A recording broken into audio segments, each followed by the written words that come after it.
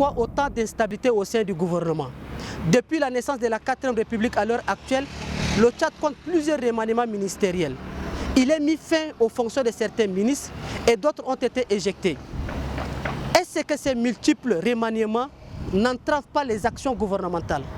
Le remaniement est une prérogative qui est reconnue au président de la République, qui a la possibilité de le faire autant de fois que possible.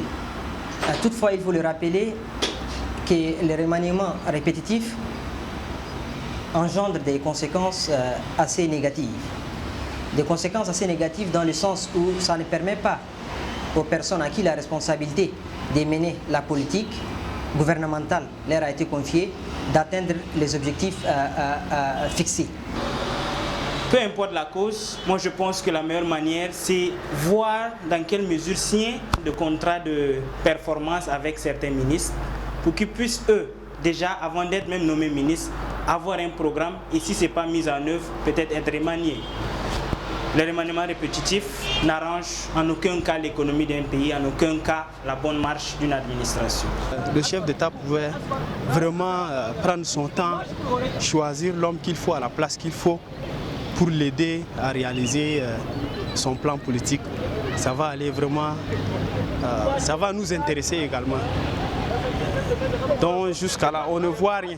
C'est-à-dire aujourd'hui, nous les citoyens lambda, si on dit même qu'il y a remaniement, on n'a même pas besoin de prendre notre temps pour dire que tel a changé qui. Mais on sait déjà que chacun maintient sa place. C'est-à-dire c'est un club d'amis. Pour étayer cela, nous sommes allés à la rencontre de l'ancien Premier ministre Joseph Dimrangar Datnadji. On est dans un système où il y a une seule personne qui le dit d'ailleurs, je veux être seul, il est seul et il se lève par un coup de bâton magique, comme ça, il destitue. Moi j'ai été Premier ministre, je ne le cache pas, mais il y a des fois où on empêche ça. On dit non, on ne peut pas. Parce que parfois on vous demande de dégager un ministre qui est là, mais pour un oui ou non, parce que bon, telle personne dans le sérail n'est pas contente de ce qu'il fait, on vous demande de le dégager.